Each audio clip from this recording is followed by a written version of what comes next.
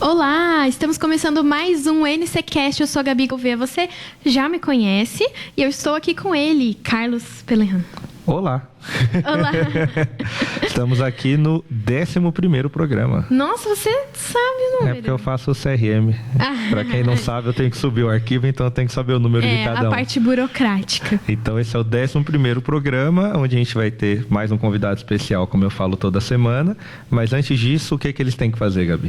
Vocês têm que se inscrever aqui no nosso canal, @nacontramão RTM. Lembrando que nós estamos ao vivo também na Rádio Transmundial. Então você que está nos ouvindo no seu radinho ou que está nos ouvindo online, venha para o nosso canal do YouTube, @nacontramão RTM. Pesquisando desse jeito, você acha a gente mais fácil. O nosso link também está no status do WhatsApp. Você pode encontrar também nas redes sociais do Na Contramão, que também é @nacontramão RTM. O nosso convidado de hoje também tem redes sociais e você pode encontrar tudo isso na descrição aqui do episódio. Isso, então vamos apresentar o nosso convidado. Ele que é pastor, diretor de seminário, escritor, karateca.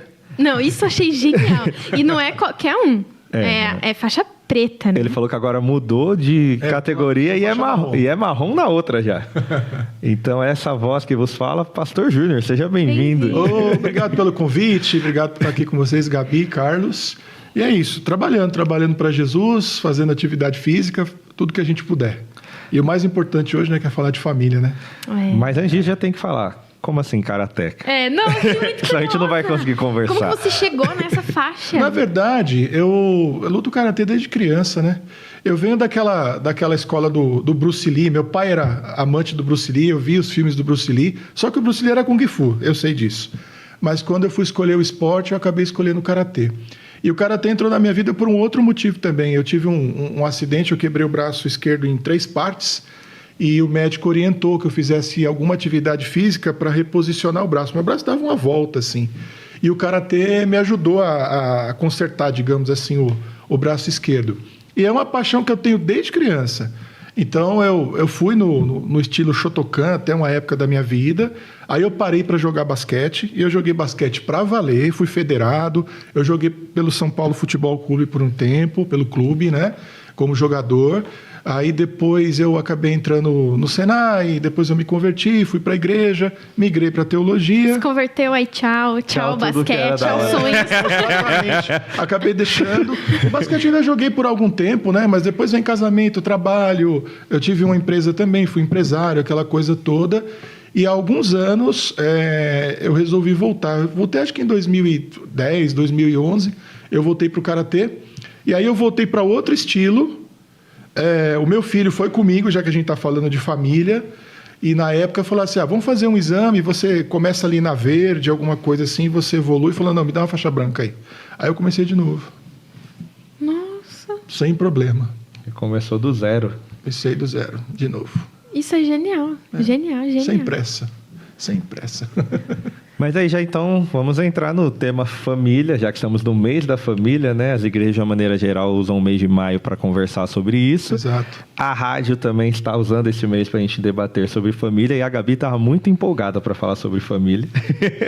É que é um tema que eu gosto muito, eu acho que ultimamente ele tem sido levantado na internet, Sim. né? Acho que até por a gente viver um tempo de ideias totalmente diluídas, né? Princípios diluídos, a gente não sabe mais o que é ou não, o que importa ou não. Uhum. E algumas coisas elas passam a ser hiper valorizadas, porque antes elas seriam uma coisa normal. Como não é mais normal, ou elas são muito hiper, né? A gente acha que, meu Deus, ter uma família é impossível. Essa família ideal não existe, a família doriana, né? Ou, tipo, toda a família é ruim, família não presta, família não sei o quê. Acho que tá muito polarizado a ideia de se a família serve ou não, né? É um bom debate. É uma discussão que tá em voga, né?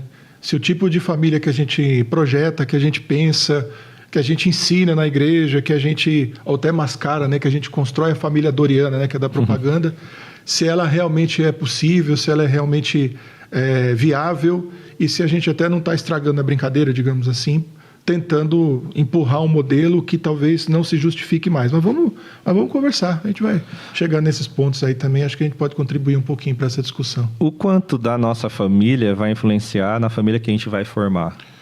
Você sabe que essa pergunta é a pergunta de ouro, né? Porque é interessante.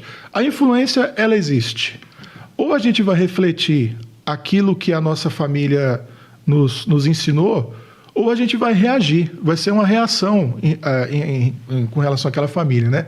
O que eu estou querendo dizer com isso? Por exemplo, você pega uma família doriana, bem estruturadinha ali tudo, os filhos, por exemplo, eles podem ter um modelo, vamos colocar de alternativa provisoriamente, vamos chamar de um modelo diferenciado de família, mas você pode ter um filho, por exemplo, que veio de uma família completamente desestruturada e ele projeta para a vida dele uma família completamente diferente. Por exemplo, o filho de uma família cujo pai é alcoólatra, ele pode crescer completamente revoltado com relação a vícios, o alcoolismo, e construir uma família bem diferente da que a dele. Teve influência? Teve. Ele reagiu àquilo. Aquilo provocou nele uma mudança, né? Uma alteração de pensamento, um desejo, deu para ele um impulso e colocou ele numa direção diferente.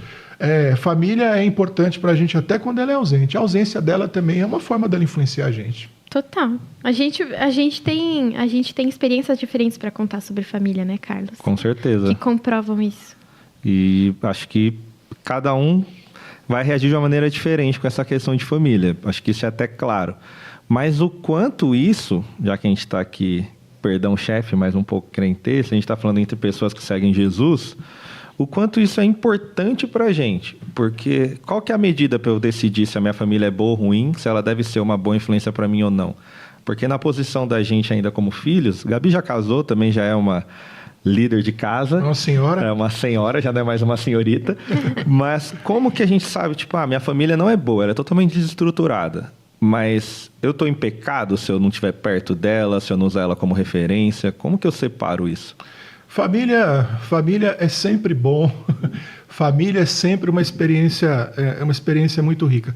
Deixa eu contar um pouquinho da minha história, porque eu vou fazer 50 anos agora e a gente, na verdade, a gente sempre descobre coisas sobre a nossa família, a gente sempre vai descobrir. E a gente, ao longo da vida também, reinterpreta as coisas que a gente já conhecia e já sabia a respeito da minha família.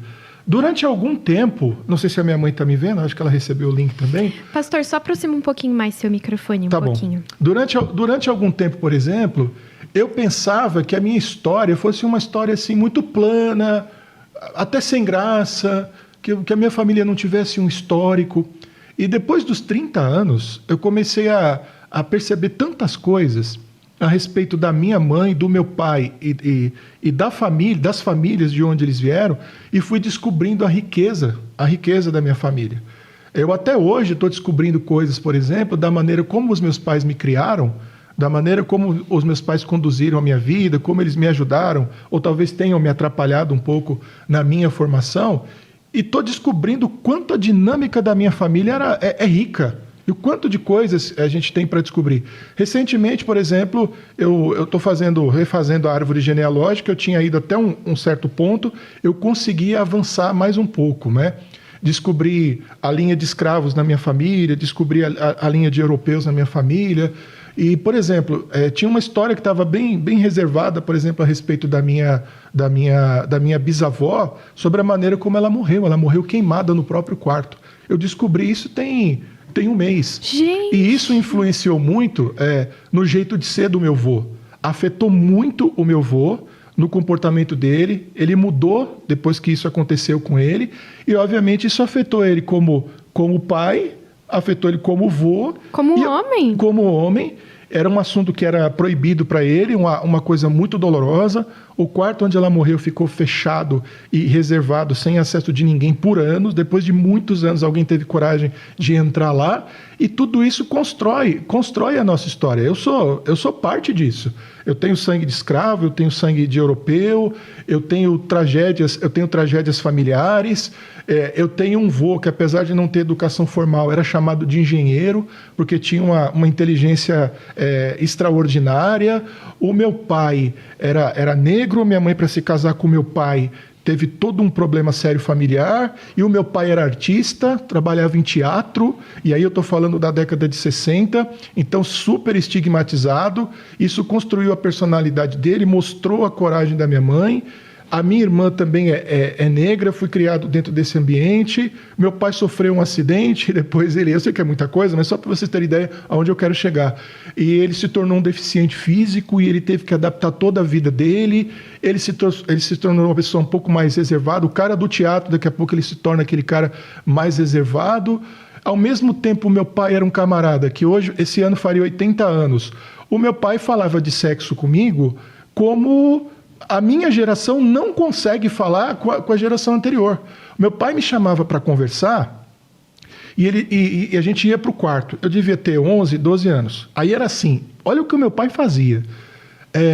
Você tem alguma pergunta, alguma dúvida? Você está passando por algum problema? Se eu tinha, a gente discutia aquilo. Se eu não tinha, o meu pai tinha alguma coisa preparada para me falar. Você está entendendo? Então, se eu falava, ele reagia. Se eu não falasse, ele tinha alguma coisa. Então, hoje vamos falar sobre um assunto ou outro, né? E ele entrava. Então, isso me ajudou muito, por exemplo, a não crescer com alguns medos, com alguns tabus. Houve erros também nesse processo. Talvez algumas coisas eu tenha tido acesso muito cedo, podem ter me prejudicado, e talvez me prejudicaram realmente. Mas é uma família tentando criar alguém sadio, alguém maduro, alguém que rapidamente pudesse encarar a vida e não passasse pelos mesmos problemas que eles. Então, eles processaram de uma forma fantástica. Olha, eu vou falar, eu já amava meus pais. Depois que eu comecei a descobrir e fazer essa releitura das coisas que os meus pais fizeram e como viveram, eu me apaixono mais ainda pelos dois. Meu pai é falecido já há 20 anos, a minha mãe saudável, forte, extremamente inteligente, um artista, uma pessoa impressionante e uma pessoa muito simples, mas ao mesmo tempo com toda essa riqueza de conhecimento. Isso construiu o que eu sou. Do ponto de vista religioso, que é uma coisa que às vezes interessa muito, eu fui criado num ambiente católico e meu pai era espírita kardecista. Meu pai era espírita praticante. Raiz, né? Isso. Eu faço até uma brincadeira que é a seguinte: na minha família, ninguém brinca com religião. Todo mundo levou a sério. Você está entendendo? Né? Se o cara é espírita, ele é desenvolvido. Se o cara é evangélico, o cara é pastor. Eu estou falando de mim, né? É lógico assim. Mas essa questão da gente levar muito a sério a existência de Deus, a gente pode aqui até discutir, um é católico, outro, não vou discutir isso talvez, mas de levar essa questão da espiritualidade muito a sério. Então, eu cresci com isso. Eu, por exemplo, nunca tive dúvidas a respeito da existência de Deus, apesar de já ter tido dúvidas muito sérias a respeito de qual seria a melhor maneira de eu me relacionar com Ele. Hoje eu sei que é através de Cristo. Isso para mim é inquestionável, irrevogável, né? Não dá para mexer nisso. Mas esse ambiente era um ambiente da minha família. Então isso construiu o que eu sou. Então a gente falar de importância de família, mesmo para quem acha assim, eu estou distante do meu pai, eu estou distante da minha mãe, o que eu acredito de verdade é que falta na gente uma reflexão e uma aproximação corajosa com os nossos pais, com avós e bisavós, para aqueles que têm a sorte de tê-los vivos, de conhecer a própria história e saber o quanto isso constrói a nossa mentalidade, a nossa religiosidade, as coisas que a gente desenvolve, o jeito que a gente é, de onde vêm as características da gente, que é o que a gente gosta mais, se a gente é mais voltado para a arte, se a gente é mais voltado para a intelectualidade, se a gente é mais braçal, se a gente é mais manual, e está tudo na nossa história. Eu não acredito que ninguém tem uma história pobre e vazia. Falta coragem e falta investigação. Eu estou encantado, até com assim, as coisas terríveis da minha família me encantam, porque construíram o que eu sou. Isso é o que eu sou isso. Entendeu? Mesmo com partes que foram desafios, partes que foram isso que nem você falou, né? É horrível. Tem coisas horríveis na história. Também fizeram parte de você. Tem acidente, tem morte, tem traição, tem separação, tem isolamento, tem fuga, tem tudo isso na minha história. Mas isso construiu o que eu sou, né? Muito bom, gente. Eu queria lembrar você que está nos assistindo que você pode nos assistir aqui, né? Você está nos ouvindo no rádio, venha para o nosso canal do YouTube.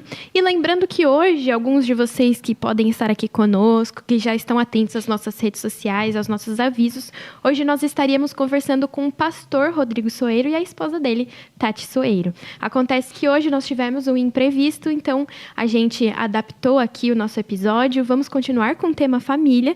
E que bom que hoje a gente pode também receber o pastor Júnior, né, Carlos? A gente admira muito ele. Ele deu uma aula de... qual que era o nome? Trindade, exatamente.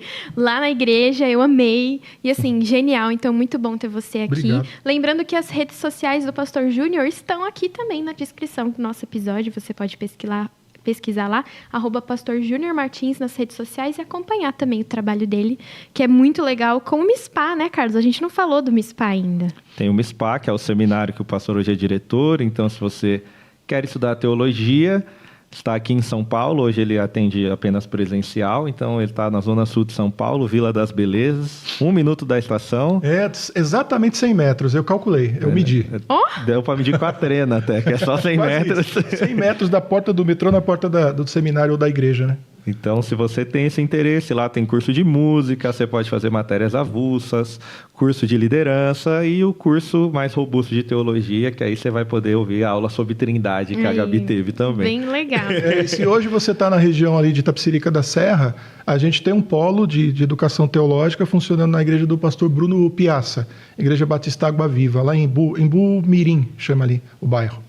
Então, também, estamos expandindo aí para o mundo. Corre para a nossa descrição para ficar por dentro de tudo, porque eu não tenho a habilidade de decorar muito rápido. Então, corre. Agora, pastor, a gente estava conversando já no início do nosso programa, né, sobre essa coisa da polarização e tudo mais. E quando a gente estava começando a planejar rotina, o que a gente pode falar? Família. E aí o tema, né, geral de família, por causa do mês de maio aqui na RTM, eu vi um post. Tipo, a família hoje ela é idolatrada, né? Ela não é tudo isso. E aí eu até vi outros posts, eu vi até do próprio, acho que o próprio C.S. Lewis, em um dia ele falou alguma coisa, tá falando, porque realmente às vezes a gente acaba idolatrando, e uns outros pastores também muito famosos, com vídeos que viralizaram na internet falando, que realmente os evangélicos acabaram idolatrando a família. Você acha que é isso mesmo? Você acha que hoje a gente idolatra e não é esse o lugar da família? Aonde que está, então, se não é nesse pedestal todo? Eu vou concordar em parte, discordar em parte, e você vai entender até por que eu contei esse preâmbulo todo da minha família. Dependendo da visão, alguém poderia dizer assim, que história trágica, que história horrorosa, você tem preconceito racial na sua família, você tem fuga, você tem acidentes, você tem morte, você tem gente queimada, você tem um monte de coisa acontecendo. Aí você poderia dizer assim, poxa, que história trágica. Eu acho que tudo depende de como a gente se aproxima da família da gente. Sempre que eu vou falar de família ideal e dos ideais, e eu não estou usando isso como desculpa, eu vou para a realidade que a Bíblia apresenta. Me apresenta uma família realmente funcional na Bíblia. Realmente funcional. Até a primeira família foi caótica. Então, a primeira família, um irmão matou o outro, né? Primeira família, um matou o outro. Quando a gente fala da família de Noé que foi salva por causa do Noé. Depois essa família ela vai apresentar ali as suas dificuldades ali nas maracutaias que acontecem ali com o pessoal, e a gente vai ter resultados bastante ruins daquela família nuclear um pouco mais à frente com a Torre de Babel, aquela coisa toda. O homem segundo o coração de Deus, Davi. Nossa, Davi foi... Então, se a gente pegar... a gente não precisa... Só a gente pegar o relacionamento dele com Absalão... Davi foi um péssimo marido e talvez como pai ele tenha conseguido ser pior ainda. Eu me lembro do pastor Jaime Kemp há muitos anos, ele contando do tempo em que Absalão volta, ele fica 2 anos praticamente esperando para ser recebido por Davi, e quando Davi o recebe, Davi não dá uma palavra para ele. Ele diz assim, o Absalão esperava tomar uma bronca, um esculacho, rolar uma DR com o pai dele, botar as coisas a limpo. Ele simplesmente olha para ele, aceita, e naquele momento a Bíblia deixa bem claro, é aquele momento em que a revolta dele, que já estava assim pelas tampas, explode. Né? É ali que ele escapa totalmente o juízo dele, ele se torna realmente inimigo do pai. Ele queria a morte do pai. Sim. Roubar o trono do pai e queria a morte do pai. E acabou morrendo de uma forma tão trágica que a gente tem Davi lamentando profundamente. O próprio exército dele falando, chorando por um traidor. Mas era o pai. Ali tem uma série de tristezas, arrependimentos e remorsos. A gente pega Salomão. Quantas mulheres Salomão teve, rapaz? 1000 mulheres. Não é? A gente vê a história do filho dele que herda o reino, a imprudência dele de não dar ouvido aos mais sábios, aos mais velhos, sendo que ele deveria ter aprendido isso de berço, porque o pai dele era um sábio. Não é? Então a gente vê tudo isso. Até a própria família de Jesus, né, parecia que tinha uma disputa ali com os irmãos, aquela tensão que está por ali de alguma maneira. Tudo bem, eles se tornam depois líderes da igreja, apóstolos também, mas a gente percebe ali uma certa dificuldade com os próprios irmãos. Então a gente não tem. É lógico que a gente tem que procurar um ideal de família no sentido de uma família que tenha uma estrutura, de que haja amor, de que haja tudo isso, mas isso não está necessariamente dado. Não é? Eu sou casado e eu tenho um filho, o Cristiano. O Cristiano hoje já tem a vida dele, ele já vive fora, ele tomou o rumo dele, tomou as decisões dele, ele tem a vida dele, ele paga as contas dele, faz as coisinhas dele. São 3 pessoas, entendeu? São 3 pessoas. Ele é um cara que você vai conversar com ele, ele tem as ideias próprias dele, ele tem as motivações dele, ele tem a maneira como ele enxerga a vida. Eu sou casado, eu vou fazer 29 anos de casado agora, em agosto eu faço 30 anos que eu estou com a Vera, 30 anos. E nós ainda continuamos sendo pessoas muito diferentes um do outro, mas dá certo. Eu com os meus defeitos e ela com os defeitos dela. O que a gente vai destacar? O que a gente vai olhar? Essa perfeição do espelho ali, simplesmente da família padrão, ou a gente vai olhar esse amor, esse respeito, essa mutualidade que vai construir um relacionamento que talvez seja até mais poderoso, mais intenso, mais rico e mais profundo do que talvez esse ideal que hoje boa parte das famílias não vão se encaixar. Até porque a gente precisa de alguma maneira, principalmente quando os filhos crescem mais, se tornam adultos, respeitar as decisões que eles têm. Eu poderia me tornar inimigo do meu filho por causa de decisões que ele tomou na vida dele? Talvez fosse o desejo de muita gente. Sei lá, faz coisas talvez que você não goste, ou isso, aquilo. Não, é uma pessoa adulta. É uma pessoa que eu ensinei a pensar. Eu dei independência para ele. Ensinei responsabilidade para ele. Ele cozinha a própria comida, ele lava a própria roupa. Uhum. Entendeu? Ele paga as próprias contas. Então está mais nesse lugar da projeção do amor e do cuidado do que da estrutura pai, mãe, filhinho. Eu acho que a família é ideal. Eu acho que um homem saudável encontra uma mulher saudável e tem filhos saudáveis. Uhum. Mas isso não está dado em todas as situações. E o que a gente faz com as outras famílias? A gente descarta e diz para ela que elas estão totalmente erradas e que elas estão privadas ao fracasso, ou que elas têm que permanecer constantemente tristes e afogadas em suas mágoas porque elas não alcançaram o padrão, sendo que talvez de repente elas tenham diante de si e não estão enxergando a possibilidade de viver uma vida familiar numa plenitude talvez até maior do que outros. Uhum. Eu falei lá atrás, enxergar a história da minha família é construir o que eu sou. Eu olhar para você, para a minha família, eu aceitar você, aproximar você de mim, é a experiência mais rica. O que é melhor? Alguém que pensa exatamente como você e não te dá trabalho? Ou alguém que é diferente de você e te ama e te respeita profundamente? Se a gente puder ter as duas coisas, seria muito interessante. Mas o mundo ideal não está dado. Uhum. As próprias famílias, quer dizer, Deus não atribuiu fracasso a Davi, fracasso a Salomão, fracasso a Noé, fracasso a Abraão, fracasso a Moisés, por causa das dificuldades familiares que eles tiveram. Eles assumiram as suas responsabilidades, eles pagaram pelos seus erros. Davi pagou um preço altíssimo pelo seu pecado com Betseba. A desestrutura da família dele nasce dali e de uma série de outras decisões erradas que ele teve. Mas isso não impediu que ele amasse profundamente Absalão. Não soube amar, mas amou. Acabou perdendo o filho. Mas era o que ele tinha para dar. Às vezes a gente não tem. As pessoas não estão conseguindo dar para os seus familiares aquilo que elas têm. Porque elas projetam algo tão alto, tão longe, que elas não conseguem perceber que elas têm algo para dar. Elas têm algo para dar de verdade. Meu pai sempre fala que amar é escolher amar. É escolha. Porque, assim, imaginar que o amor vai vir e eu Disney. amo tanto, o mundo ideal. Não é muito assim, A versão né? cristã da Doriana. Isso. Não é muito assim, é escolher amar. É quase escolher essa guerra vai ser minha, eu vou te amar, entendeu? Porque é meio que isso mesmo. Sim, eu acho que é assim. Por que eu penso assim? Porque é o que Deus faz com a gente. Eu tenho certeza que eu não estou dentro do padrão de Deus. Ele teve que escolher mesmo, que a gente é complicado. Exato.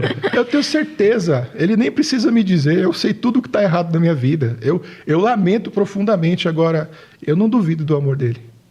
Ele não deixa de me abençoar. Ele não deixa de falar ao meu coração. Ele não deixa de trazer a palavra dele assim, de uma forma poderosa para a minha vida, porque...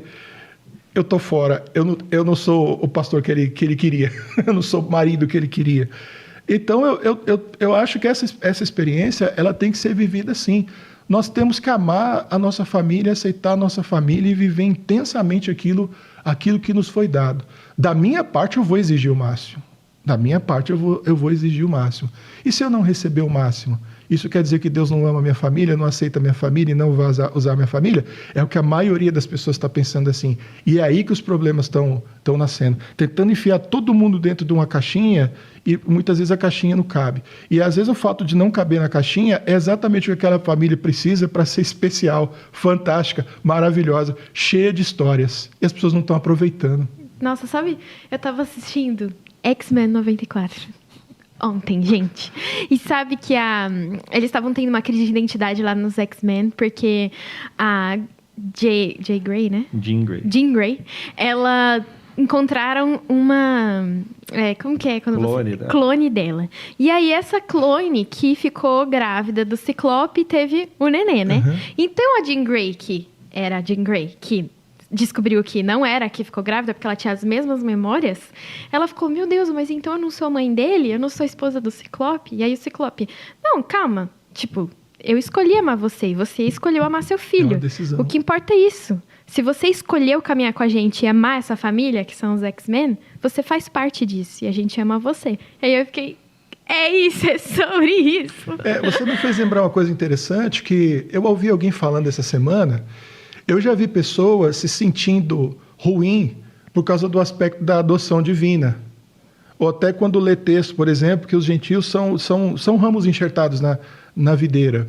E alguém disse assim, vocês precisam parar para pensar o seguinte, é lógico que alguém que nasce biologicamente da gente, a gente vai amar com todo o coração. Beleza. Mas alguém que você adotou é alguém que você escolheu. Eu falei, olha, a chave. Olha a chave. Então, às vezes a gente tem que pensar na nossa família também, no momento em que a gente escolheu amá-los. Porque uma coisa é um filho nascer da gente, biologicamente. Beleza. Você tomou a decisão de amar essa criança? De olhar para ela? Aconteceu, né? Você tem que tomar essa decisão. Você tem que tomar de amá-lo, de incluir, por exemplo, as pessoas da igreja. São pessoas que estão ali simplesmente porque elas são membros da mesma igreja que você. Você já escolheu amar aquelas pessoas, trazer aquelas pessoas? Ensina isso pra gente, da gente priorizar aqueles que são próximos, são os da família, são da nossa própria fé. Ele ensina pra gente que existe uma prioridade. E, inclusive, eu acredito que se a gente realmente pensasse nisso, a gente diminuiria muitos problemas na igreja. É muito comum no ministério pastoral a gente ajudar, por exemplo, eu vou dar um exemplo aqui, entre muitos, senhoras com dificuldade que têm diversos filhos. Faz sentido isso? A igreja não pode negligenciar o cuidado. O pastor não vai dizer assim, vai procurar um dos seus 6 filhos, que a obrigação é deles. Não, a gente nem vai falar isso. Eu não vou jogar uma mãe contra os filhos, até porque ela não vai ficar. Você vai ajudar e vai apoiar. Mas você imagine filhos que priorizem o cuidado dos seus pais, pais que priorizem o cuidado dos seus filhos, o quanto isso não apenas alivia o trabalho da igreja, como coopera para o bem-estar. Eu não posso ser negligente com a minha família. Vocês já devem ter ouvido piadinhas, né? Do pastor que é super legal na igreja com todo mundo e o cara é um terror dentro de casa e um dia um dos filhos vai chegar, pai, vamos morar na igreja? Por quê? Porque lá você é mais legal, né? Porque lá você é bacana, aqui em casa não. Então, é uma inversão de valores terrível. Se essa família é a família biológica, eu acho que em algum sentido ela acaba se confundindo. Mas essa semana, acho que foi no domingo eu saindo, Vera, se você está me vendo, um beijo, minha esposa. A gente discutindo sobre isso, o que seria a família nuclear. Aquele grupo que vive, vamos resumir aqui, dentro da própria casa. Tá, que mora junto, né? Que mora junto, que compartilha. Por que ela é diferente da outra? Porque ali você compartilha o quarto, o banheiro, a sala, as contas, se a luz está acesa, se está apagada. No caso de irmãs que têm idade parecida, roupa, né? Exatamente. Felizmente. No seu caso, né? Tem que dividir a roupa, galera. E a do meio está do seu tamanho já, né? Infelizmente, né? Já perdi cinto, meia. Eu estava vendo as fotos, falei, opa, chegou alguém do tamanho da Gabi ali. E aí você tem a família nuclear. Aquele grupo ali, mesmo que não tenha com você uma ligação biológica, eles são sua família, eles são a sua prioridade. Você tem uma responsabilidade direta no cuidado, na saúde, no bem-estar, na alimentação, no sono, na vestimenta. Isso de todo mundo ali, né? Principalmente pai e mãe, né? Exatamente. Até porque é o pai até que vai entregar a família diante de Deus, né? A ideia de honrar pai e mãe, o que significa? Só dar orgulho? Eu acho que é muito pouco, né? Você ter construído uma história que a tua mãe e o teu pai contam com prazer para os outros, isso é honrar? É apenas parte. Honrar, para mim, significa cuidado. Não significa necessariamente o filho estar todo dia lá e tudo mais, porque isso pode ser até um problema, né? Se bem que mãe gosta, né? Por mãe você não sair de casa nunca, né? É. Mas assim... Mas pelos pais... Mas é um cuidado... um cuidado... Meu pai fica... já ficou muito, beleza, quer ir descansar? Minha mãe, não, filha, fica mais. Então, se puder, dorme aí, né? Puxa um colchãozinho. Não, vai, deita na minha cama, eu durmo na sala, essas coisas assim. Mas, bem de mãe, manhã. eu não trouxe roupa. Não importa, filha, eu tenho. Eu tenho. Usa da sua irmã. Eu guardei umas roupinhas suas, usa da sua irmã, né? Então, mas de ter um cuidado efetivo. Honrar é ajudá-los a viver da melhor maneira possível até o último dia da vida deles. Isso vai até a velhice deles, né? Até o a gente último já dia. recebeu essa pergunta de pai para filha, de um filho perguntando até que ponto eu tenho que ficar, cuidando ou quase me tornar responsável pelo meu pai. Porque Exato. na situação desse ouvinte que perguntou, o pai já era bem velho e não era mais o pai responsável por ele era responsável pelo pai. Ele perguntou até quando, porque ele estava cansado. A resposta é... Até que ele Até sempre. parta, né? Porque... A ideia de honrar me parece essa. Não é apenas construir uma história bacana da qual seus pais tenham do que se orgulhar. Faz parte, mas é só uma parte, né? É de cuidar mesmo, é de cuidar de verdade. E Deus pode exigir a nossa família? Porque quando a gente olha biblicamente, parece que em alguns momentos a vocação daquela pessoa comprometeu a família em algum aspecto. Mesmo ele sendo... bem vocacionado, fazendo o que Deus pediu, né? A gente tem sempre a máxima aí se Paulo estava casado ou não, mas independente disso, por exemplo, um cara que teve que abrir mão da sua família para seguir o ministério e ele fala sobre isso. Então, Deus pode exigir isso da gente? Eu vou até fazer um comentário. Depois, aqui tem alguns colegas meus. A gente teve uma brincadeira que eu tô fazendo psicologia lá na Ítalo, e eu mandei para os meus colegas. Tem vários deles aqui, ó, a Val, o Daniel Manzano está aqui também. Pediu um abraço. Um abraço. O Daniel participou do nosso primeiro abraço, episódio. Bolívar. O piloto. Você vai voltar ainda. Aí tem a Amanda, tem uma turma toda. Eu tô lembrando porque eles vão lembrar dessa conversa de manhã. Tem 4 padres na turma, né? E os padres são celibatários, né? Então teve até uma brincadeira ali de um menino que foi para o catolicismo e ele olhou para mim, um ponto para gente. Aí eu brinquei para ele, eu não sou padre porque eu não tenho vocação para o celibato, 1 a 1, né? Ficou aquele clima, aquela brincadeira. Mas quando a gente pensa em Jesus deixou isso estabelecido, né? Que é uma coisa que não é para todo mundo, mas significa que algumas pessoas... elas foram chamadas para o celibato. Ele até coloca as condições lá. Às vezes é a sociedade que faz assim. Eu até brinco, pega na sua história, você sempre vai ter um tio ou uma tia que não se casaram. A minha tia que não se casou, a tia Gina, ela estava com 80 anos, faria 81 agora nesse mês de abril. Ela faleceu há mais ou menos há uns 2 meses, foi uma das que não se casou.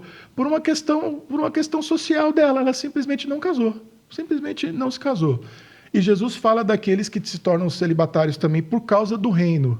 E a gente conhece alguns missionários, temos até pastores aqui, né? Você conhece também, aqui da nossa região, que eles acabaram não se casando para poder servir. Mas a maioria de nós, pastores, por exemplo, pensando em pastores e missionários, nós somos casados.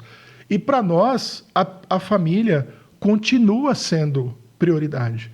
Inclusive, quando a gente escolhe um ministério, a gente escolhe um trabalho, quando a gente se muda para uma igreja, uma das coisas que a gente pesa é o quanto aquilo vai influenciar a nossa família. Há muitos anos, por volta do ano de 2004, eu recebi um convite, participei de um processo seletivo, né, digamos assim, né, escolha de um pastor, tinha vários lá, e a igreja me escolheu.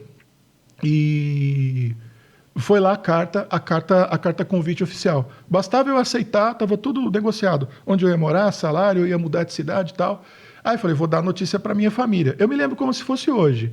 O Cris tinha em torno de 6, 7 anos, começando ali a vida na escola. Aí foi bem assim, ó. É lógico que a gente também completa um pouquinho a história, né? Nossa, pai, que legal, vamos mudar de igreja? Vamos! Nós vamos mudar de cidade? Vamos! Nós vamos mudar de escola? Vamos! Aí ele parou. Nós vamos mudar de igreja? Nós vamos mudar de cidade? Eu vou mudar de escola? E começou a chorar. Aí eu falei, tá decidido. Viu, Cris? Não sei se você sabia. Eu não sei, eu conto essa história, né? As mesmas perguntas que ele fez com alegria, ele parou, repensou e ele fez com tristeza. Eu falei, tá decidido, eu não vou. Eu não vou e não fui. Eu não fui. Foi diferente agora, quando ele já estava com 13, 14 anos, na minha decisão de Meu pai de fez ir o pra oposto vila. quando eu falei que não queria ir. Ixi! E ela chorou, hein? E eu chorei. Mas o Cris me sensibilizou ali e eu tomei a decisão de não ir. E poderia ter sido uma experiência muito rica, muito interessante, mas não era a hora para a minha família. Não era. Eu ia complicar a vida dele, entendeu? E eu acabei não decidindo. Então, a família é prioridade. Continua sendo. As decisões que a gente toma no ministério, as decisões que a gente toma no dia a dia, a gente tem que tomar pensando e preservando ao máximo a nossa família. Pastor tem que preservar a própria família. Tem que preservar. Tem hora que você tem que puxar assim, jogar atrás de você e falar, ninguém põe a mão. Vamos para as participações? Vamos. Vamos lá? Com a Lara, é com você. Oi, gente! Que papo enriquecedor. Definitivamente é um privilégio receber você aqui, Pastor Júnior. E tem muita gente comentando, muita gente que está amando essa oportunidade que a gente teve. E sim, o Cris está por aqui. E ele acabou de colocar aqui que ele se lembra desta cena, que ele se lembra deste dia. Ele estava perto da sua cama, foi o que ele colocou aqui. Então, essa memória ainda é viva para ele, assim como é para você. Bom, vamos ler mais participações. O pastor Alex está por aqui, falou que o senhor pastor Júnior é um baita músico e que você também é um ótimo psicólogo. O Daniel Manzano mandando um abraço. Thalita Vitor falando, nosso pastor querido. Val Barbosa falou que história forte. Ivonildes Mila, Vânia, a Joelma, Amanda Souza, o pastor Haroldo mandou um abração para todo mundo aí, falou que todo mundo é bênção demais, com vários es. A Bia Pina colocou meu pastor querido, Ivone, Domênica, Mariana, Marcos Alan, Arleide Poldo, falou que é uma alegria participar com esse pastor saudoso e com um abraço saudoso e fraternal. A Mariane Vieira falou que o senhor pastor Júnior tem o dom da palavra. O Nicolas Prado. O Alex falou, Gabi, que não é X-Men 94, é 97.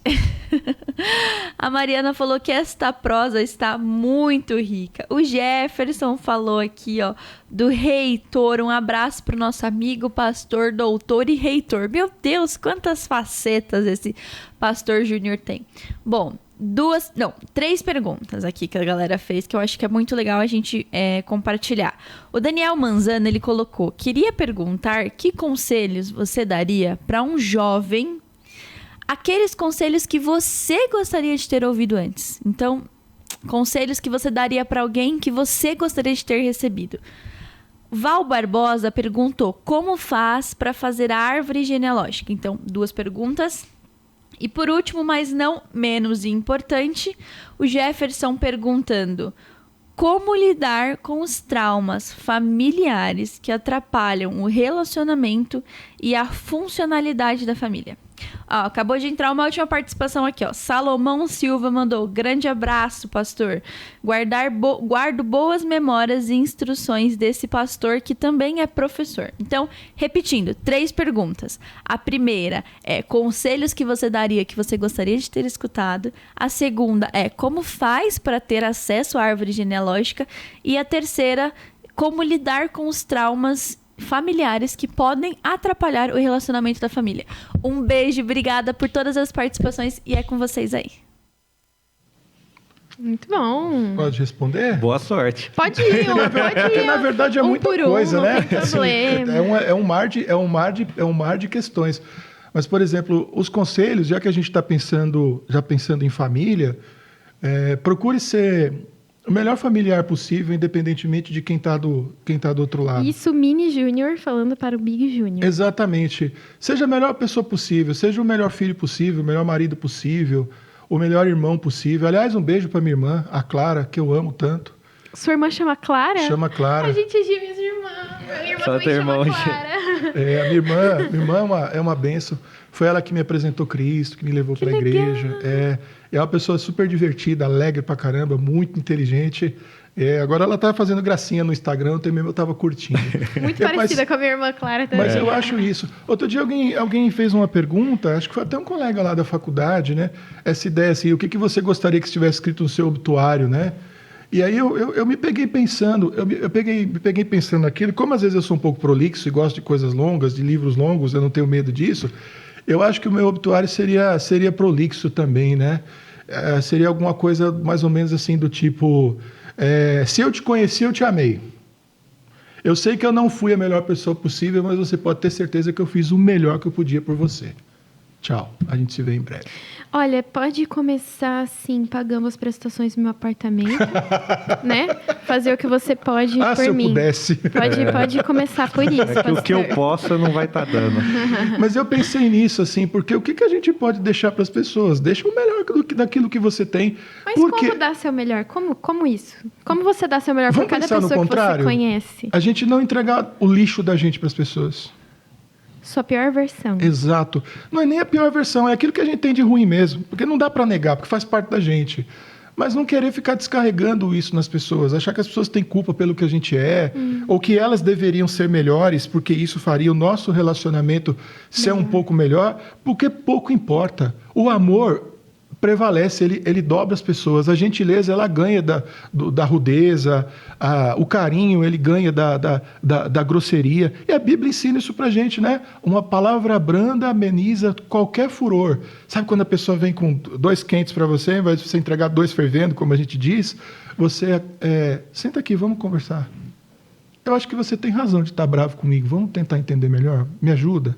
Agente pacificador, né? Exatamente. Eu acho que a gente pode fazer isso.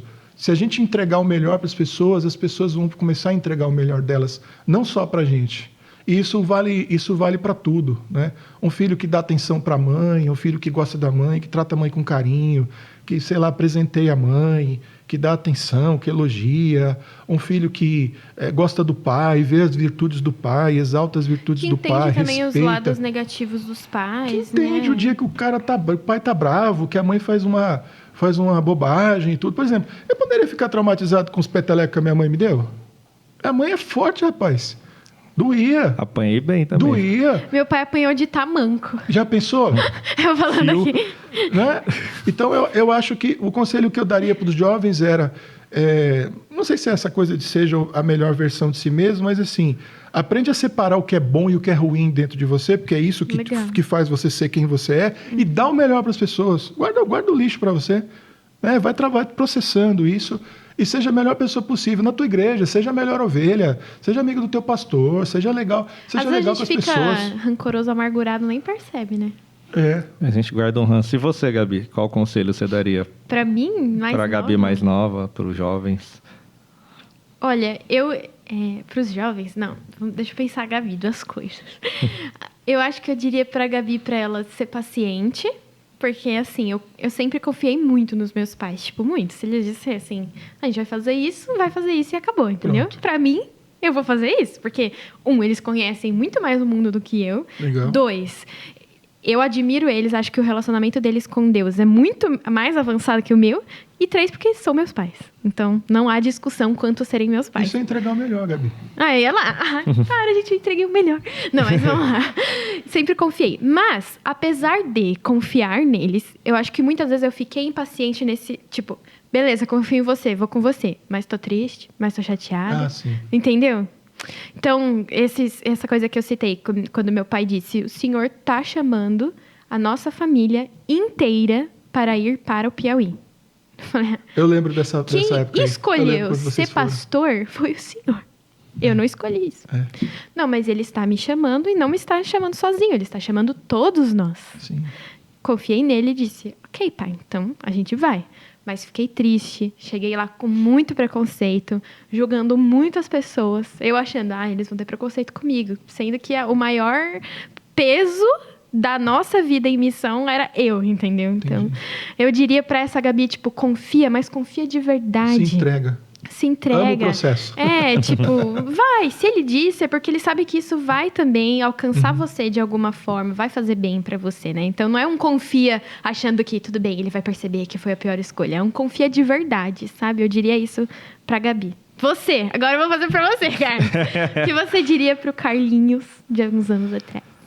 Acho que um conselho bom para jovem é ouça conselhos. Acho que já começa por aí. Começa Porque bem. senão não Em adianta. relação aos conselhos, os ouça primeiro. Sim. Porque eu vejo isso... Eu acho que eu fiz um pouco, mas eu vejo bastante na juventude hoje que eles se desesperam muito com o problema e eles procuram vários conselhos para ver se algum vai de encontro com o que ele quer. Faz que nem o filho de É Salomão, né? Igualzinho. E Né? isso é muito Qual conselho ruim. combina mais com o que eu E quero? uma coisa que eu tento passar para eles, que eu digo com o pastor Júnior, que ele não me deixa mentir sozinho, como diria teu pai. Quando eu estava no começo do seminário, ele me deu alguns conselhos, bons inclusive, mas um que eu lembro que ele falou aqui na igreja, ele é da Vila das Belezas, ele falou, eles já eram em 3 pastores. Se alguém se aconselha com o pastor Israel, não se aconselha comigo nem com o Márcio, porque ele vai seguir a linha do que o pastor Israel está falando para ele. E acho que isso é muito bom, porque acho que quando a gente busca conselho, eu entendo quando está falando da multidão dos conselhos, da sabedoria, mas cuidado. Porque às vezes você procura 2, 3 pessoas de referência para te direcionar, elas podem seguir caminhos diferentes, você vai buscar algum deles para se justificar e vai jogar a culpa nessas pessoas. Pois é.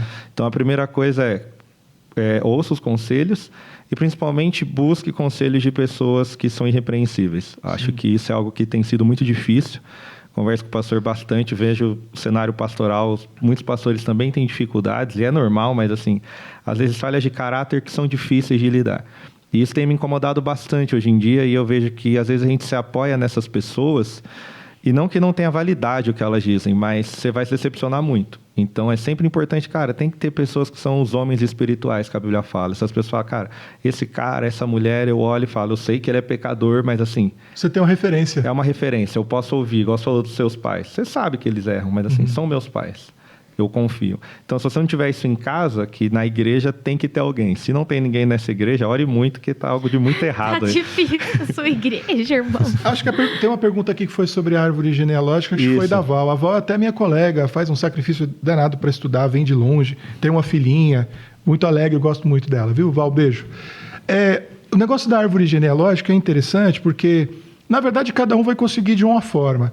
Então, o meu processo, por exemplo, foi conversando com a minha mãe, e a gente vai puxando os parentes. Eu fiz contato com pessoas de Minas, pessoas de mais idade que conheceram os meus avós e tudo mais. A gente tem uma base documental também, a partir de certidões de nascimento e documentos, onde a gente vai puxando isso aí. Então, cada um vai ter um processo. Dependendo, por exemplo, eu sei, por exemplo, eu tenho ascendência italiana. Eu sei que muitos dos navios que chegaram, eles anotaram, sabem quem eram os imigrantes, né, o pessoal que veio de lá para cá, e existem lugares aqui em São Paulo, acho que no Rio também, onde você consegue acessar esses registros de quem chegou aqui em São Paulo. Por exemplo, se você é descendente de escravos, aí a coisa pega um pouco, que é mais pelo lado do meu pai. Por quê? Escravo não vinha fichado, rotulado e não tinha certidão de nascimento nem nada. Então, a gente chega numa fase da árvore genealógica que você para. Você sabe, e dali para trás você já não tem como saber, Entrega porque pra Deus, é difícil saber de que país da África vieram e tudo, mas você consegue buscar. Nossa, então, mas você foi bem longe. Né? Fui. Cheguei em Trisavô. Então, a gente tem que conversar com os vivos, acessar os documentos. Dependendo do país que vieram, na época, você consegue algum registro de navios e tudo. Você tem hoje sites como MyHeritage, né? Você mesmo, então, foi nessa busca? Você Sim. Porque existem profissionais que buscam, né? Então, você pode ir no site pagar, você pode pagar o MyHeritage, ou você pode até pagar alguém. Eu não cheguei nesse ponto ainda de você pagar alguém para buscar. Então, tem diversas estratégias. Conversando no documento, o MyHeritage também, você pode jogar dados ali, jogar sobrenome da sua família. O Ricardo Santos, o locutor da tarde aqui... Pegou dos Mormons, eles têm bastante documento. Nossa, ele descobriu muito. A gente já está no final, então eu queria fazer só uma última pergunta. E tem a do trauma, que ele não respondeu. Juntando essa do trauma, como que a gente lida com esses traumas, mas assim, a igreja é o local para tudo isso? Ou você que já estudou também, está estudando psicologia, já fez psicanálise, e a gente deveria entender que tem coisas que são âmbito de igreja, tem coisas que a igreja deveria direcionar para um psicólogo, como tem coisas que podem ser físicas, você tem que ir num médico e resolver. Isso. Eu sou da graça comum, né? Eu acho que a presença de Deus está em todas as coisas. E eu não acho que a igreja tenha o papel de resolver todos os problemas das pessoas. Então, eu acho que o papel do psicólogo é importante, o papel do psiquiatra é importante, o papel do pastor como conselheiro é fundamental. Isso eu não abro mão, tá? Isso é o papel que a gente tem que fazer. Então, lidar com traumas, geralmente os traumas são nossos, né? É a relação que a gente estabeleceu com aqueles eventos. Então, dá para a gente mudar, né? A gente não tem muito tempo e também trauma pode ser um monte de coisas, né? Se a gente reconhece que isso é uma dificuldade nossa, a gente já deu um passo muito importante para dizer assim, opa, peraí, o problema é meu. Se é meu, digamos assim, eu posso resolver. Muitas vezes a gente não acha a raiz do trauma, né? Não e aí vive preso numa coisa que não sabe. Essa pessoa que perguntou se ela já reconheceu, nossa. E tem outra. Quando você começa a investigar as coisas que te machucaram, muitas vezes a maneira como você construiu a imagem, a história, a rotina de como foi aquele problema, muitas vezes ele não é exatamente como você consolidou na sua memória. Por isso que é importante a gente buscar. Pode ser que ele seja pior, de fato, mas é um problema nosso. Se eu tive um trauma, foi causado por alguém deve ser punido, tudo bem, a gente pode discutir isso, tá? Isso pode gerar consequências para outra pessoa, mas está em nós e a gente pode cuidar e pode tratar. E aí converse com o seu pastor, do ponto de vista espiritual, você precisa de um psicólogo, precisa tomar uma medicação, procure os profissionais, se ajude, se ame e tira isso, ressignifica, processa isso, descobre o que realmente aconteceu, aprenda a lidar de uma forma diferente. Aí vai ter várias escolas, né? Cada uma trata de um jeito, mas vai para cima, não fica com isso guardado não, porque é péssimo. É isso aí, muito bom. Foi muito bom esse bate-papo, né, Carlos? 1 hora passa muito rápido. Passa muito rápido. Foi 1 hora. Lembrando que você pode ouvir os outros episódios do Na Contramão aqui no nosso YouTube, @NaContramãoRTM, se você estiver nos assistindo no YouTube da RTM, e a gente volta semana que vem. Muito obrigada. Obrigada, pastor. Tchau, gente. Tchau, Obrigado. tchau.